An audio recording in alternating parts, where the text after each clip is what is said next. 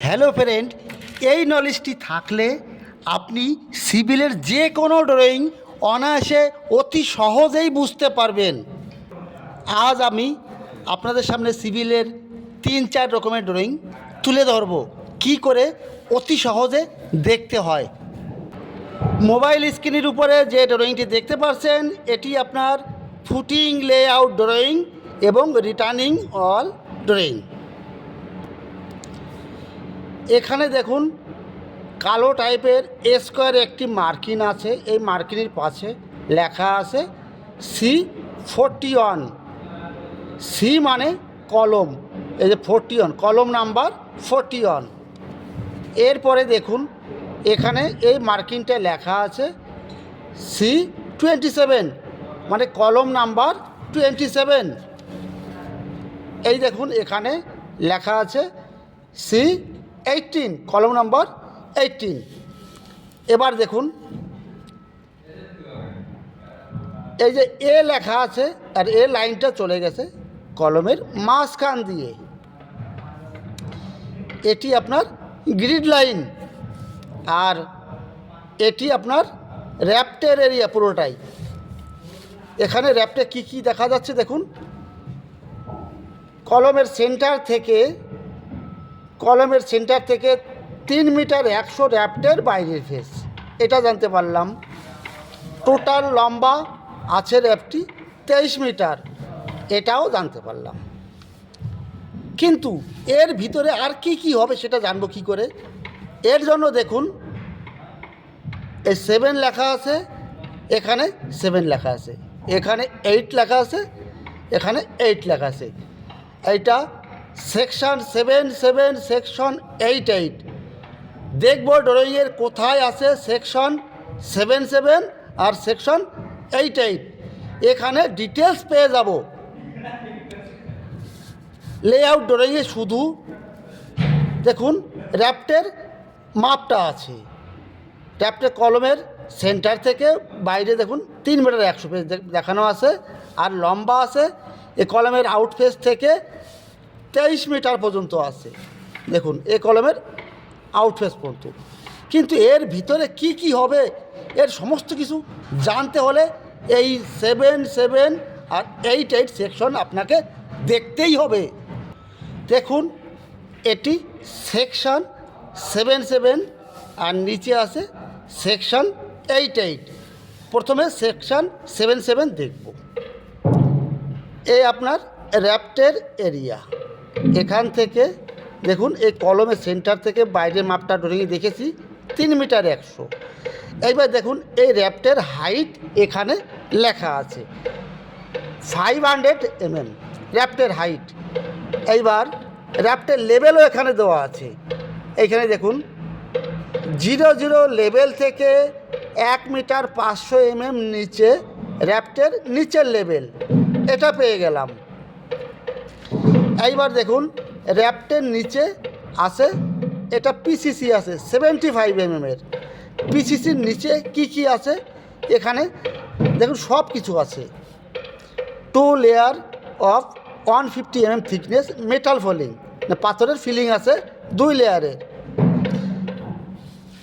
এইবার দেখুন র্যাপ্টে যে রডটি আছে তার ডিটেলস এখানে আছে @16। দেখুন এটা ডায়ার সিম্বল 16 ডায়া @125 সেন্টার। এর মানে কি আছে দেখুন 16 মিলির রড 125 mm সেন্টার। এইবার নিচে আছে ডায়ার সিম্বল 12 ডায়া @250 সেন্টার, মানে ডিস্ট্রিবিউশন যে বাইন্ডার রডটি আছে আপনার 12 মিলির রড 250 সেন্টার। যে মেইন রডটা আছে সেটা আছে আপনার 16 মিলির রড। এবার দেখুন এই র্যাপ্টের এরিয়ায় মেইন রডটা কোনটা, এইভাবে যে রডটা যাবে সেটা আপনার শর্ট স্পেন, এটা আপনার মেইন রড। আর সেটার স্পেসিং আছে আপনার 125। আর এইভাবে যে লং স্পেনটা আছে এইভাবে যেটা বাঁধতে হবে সেটা আছে 250 স্পেসিং, 250 সেন্টার। এবার দেখুন এই র্যাপ্টের উপরে একটি ওয়াল দেখানো আছে, রিটার্নিং ওয়াল। রিটার্নিং ওয়ালে কত মিলির ডায়ার রড আছে দেখুন, এখানে ডায়ার সিম্বল 16 ডায়া @125 সেন্টার।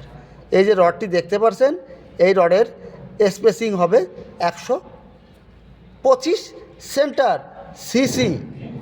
এরপরে দেখুন যে বাইন্ডার আছে 12 ডায়া 250 সেন্টার। যে মেইন রড ভার্টিক্যাল দেওয়ার পরে যে বাইন্ডারটা বাঁধতে হয় সেটা আছে 250 সেন্টার। তা ওয়ালের ভার্টিক্যাল পেলাম, রড পেলাম। এবার দেখব ওয়ালের যে কংক্রিট টপ। এখানে দেখুন এই 0 লেভেল থেকে 1 মিটার প্লাস 2 মিটার 3 মিটার উপরে গেলে এই কংক্রিটের টপ আমি পেয়ে গেলাম। এবার বন্ধুরা বুঝতে পারলেন এই সেকশনটা কতটা গুরুত্বপূর্ণ। এখন যে ড্রয়িংটি দেখতে পাচ্ছেন এটি স্ল্যাব শ্যাটারিং লেআউট ড্রয়িং। এই যে গোল রাউন্ড যেটা দেখতে পাচ্ছেন এটি গোলাই কলম। এরপরে এই যেটা লাইন টানা আছে এগুলি বিমের লাইন। এখানে দেখুন লেখা আছে B1, এখানে B3 বিম নাম্বার 3, বিম নাম্বার 1। এখানে দেখুন B4 বিম নাম্বার 4। এটা জানতে পারলাম এটা বিমের লাইন, এটা কলমের লাইন। আর এখানে 1 লেখা আছে, এটা কলমের মাঝখান দিয়ে চলে গেছে, বিমের মাঝখান দিয়ে। এটা সেন্টার লাইন বা গ্রিড লাইন। এখানে দেখুন 1 আছে, এখানে 2 আছে, 3 আছে, 3x আছে, 4 আছে। সেম অপর দিকে দেখুন এই যে লাইন টানা আছে এটি ABC আছে কলমের সেন্টার দিয়ে, এটা সেন্টার লাইন বা গ্রিড লাইন। এরপরে দেখুন এটা বিমের লাইন চলে গেল। বিমের লাইনে আবার 1-2 লাইন টানা আছে, 1-2 এই 3টে লাইন আছে। এখানে আছে RCC সাজ্জা লাইন, শুধু RCC সাজ্জা লাইন আছে। এখানে সাজ্জাটা কি হবে এর ডিটেলস আমি কোথায় পাবো? এর জন্য দেখুন কোথায় না একটা সেকশন কাটা আছে, দেখুন এখানেই আছে সেকশন 4-4। এবার যাব সেকশন 4-4 কোথায় আছে সেটা দেখব, তাহলে এখানকার ডিটেলস আমি পেয়ে যাব। এখানে দেখুন সেকশন 4-4, এখানে কি লেখা আছে? Typical section of slab extension. মানে যে টাইপের যে সার্জার সিম্বলটা আছে সেখানে এই টাইপ বানাতে হবে আমাকে, এটা টিপিক্যাল আছে। মানে যেখানে সার্জার সিম্বল আছে দেখুন এই লাইনটা আছে সেই এরিয়ায় আমার এই ডিজাইনটা করতে হবে। দেখুন এটা সাজ্জা আছে, সাজ্জার কংক্রিটের থিকনেস আছে 125 mm, সাজ্জার লম্বা আছে 1.2 মিটার 1200 mm। কোথা থেকে? আপনার ওয়ালের সেন্টার থেকে আউটের দিকে 1200 যাবে এবং সেন্টার থেকে ভিতরের দিকে 300 যাবে, এটা জানতে পারলাম। এখানে সার্জার টপ লেভেল আছে এলিভেশন প্লাস 9.6 মিটার, আর নিচে যেটা আছে এলিভেশন প্লাস 8.6 মিটার। এটি আপনার স্ল্যাব লেভেল, স্ল্যাবের টপ লেভেল আছে প্লাস 8.6 মিটার। স্ল্যাবের উপরে একটা RCC ওয়াল আসবে 1 মিটারে। দেখুন এখান থেকে আপনার 1 মিটার উপরে এই সার্জার টপ কংক্রিট টপ লেভেল। সার্জার ডিটেলস স্টিল ডিটেলস দেখুন এখানে আছে 8 ডায়া 200 সেন্টার।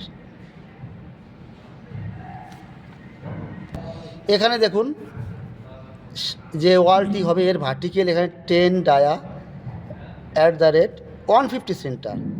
যে ভার্টিক্যালটি হবে এখানে দেখুন এটা 10 মিলি রড, বাইন্ডার আছে 10 ডায়া 200 সেন্টার, ভার্টিক্যাল 150 সেন্টার, আর বাইন্ডার যেটা হবে বাড়তে হবে সেটা 200 সেন্টার।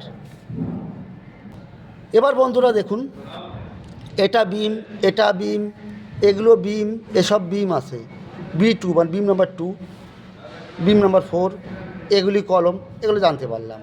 এবারে মাঝখানেরগুলো কী আছে, আমরা জানি স্ল্যাবের ড্রয়িং এটা স্ল্যাব হবে, কিন্তু স্ল্যাবের হাইট কত, কত মিলি রড আমরা কী করে জানবো? এর জন্য দেখুন 1 সেকশন আর 2 সেকশন, এই 2 সেকশনে গেলে আমরা এই স্ল্যাবের থিকনেস জানবো, টপ লেভেল জানবো, কত রড আছে সেটা জানবো, সব কিছু পাবো। এবার বুঝতে পারলেন বন্ধুরা ড্রয়িংয়ের সেকশনটা কতটা গুরুত্বপূর্ণ। এই জন্য আমি বলিনি যে এই নলেজ না থাকলে সিভিলের কোনো ড্রয়িং আপনি বুঝতে পারবেন না। বন্ধুরা চলে আসলাম সেকশন 1 দেখুন সেকশন 1-এ কী কী দেখানো আছে। 100 থিকনেস আরসিসি স্ল্যাব, 100 mm এর 4 ইঞ্চির। দেখুন 50 mm deep deck panel, 8 mm thickness GI sheet, এটা পেয়ে গেলাম। এটা জিআই সিটের ডেক প্যানেল, এখান থেকে এটা স্ল্যাব আছে। 16 ডায়া @ সেন্টার, কোনটা? এর ভিতরে একটা আছে, স্টিল আছে।